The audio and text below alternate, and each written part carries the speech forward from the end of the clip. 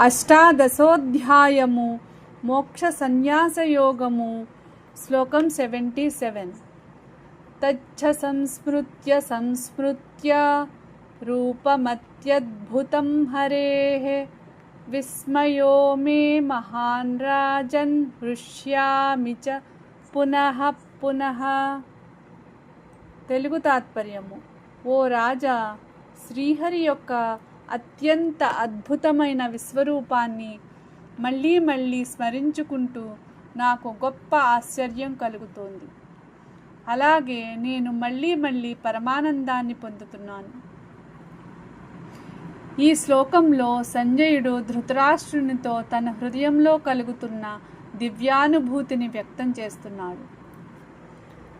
ఈ శ్లోకంలో శ్రీకృష్ణుని విశ్వరూప దర్శనాన్ని గుర్తు చేసుకుంటూ కలిగే ఆశ్చర్యాన్ని వివరిస్తున్నాడు.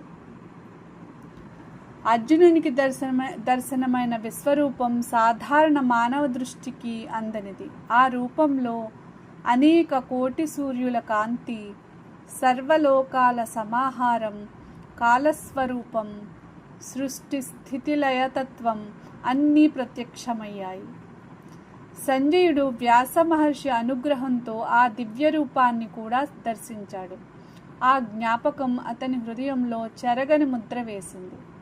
ప్రతిసారి ఆ రూపాన్ని తలుచుకున్నప్పుడు అతనికి 2 భావాలు కలుగుతున్నాయి. నెంబర్ 1, విస్మయం అనగా ఆశ్చర్యం. భగవంతుని అనంత మహిమను చూసి ఆశ్చర్యం కలుగుతోంది. నెంబర్ 2, హర్షం అనగా ఆనందం.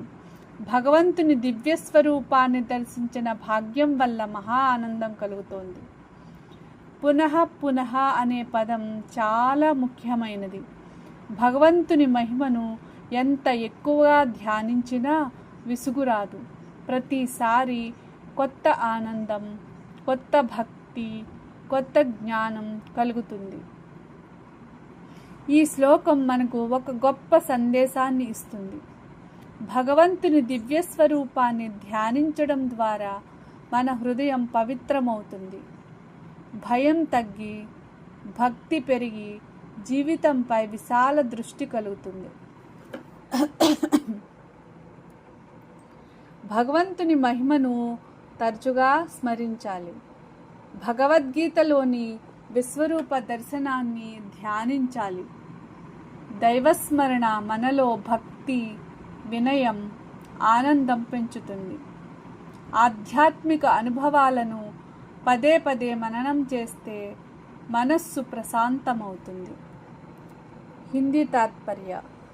हे राजन, भगवान श्रीहरि के उस अत्यंत अद्भुत विश्वरूप का बार बार स्मरण करके मुझे महान आश्चर्य होता है और मैं बार बार आनंदित होता हूँ. इस श्लोक में संजय अपने हृदय की आध्यात्मिक अनुभूति व्यक्त कर रहे हैं.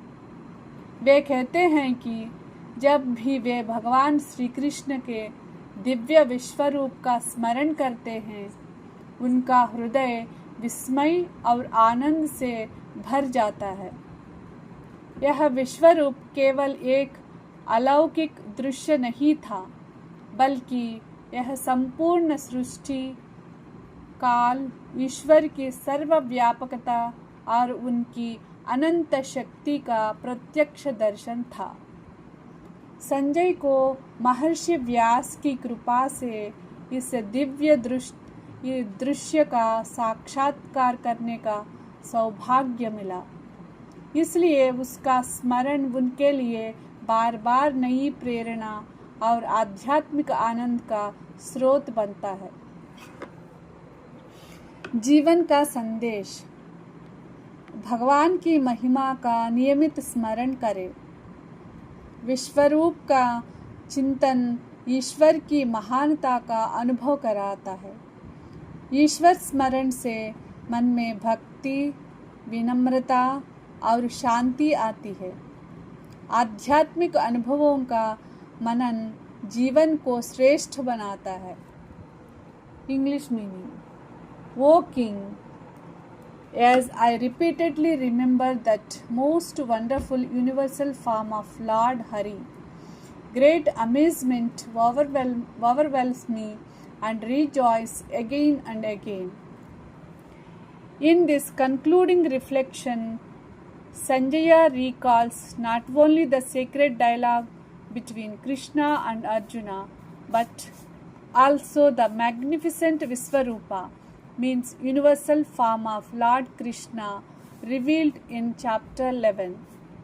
This vision of the universal form was a revelation of God's infinite nature. It displayed the entire cosmos within the Lord, the past, present, and future, creation, preservation, and dissolution, countless beings, and the irresistible power of time. Blessed by sage Vyasa with divine vision, Sanjaya was able to witness this extraordinary event. Every time he remembers that divine form, two emotions arise within him. Number 1, great wonder, means Vismaya, at the limitless majesty and omnipotence of God. Number 2, joy, means Harsha, from having witnessed such a rare and sacred revelation. The repeated phrase Punaha Punaha, means again and again, teaches that spiritual contemplation never becomes monotonous. Each remembrance of God's greatness deepens devotion, wisdom, humility, and inner bliss.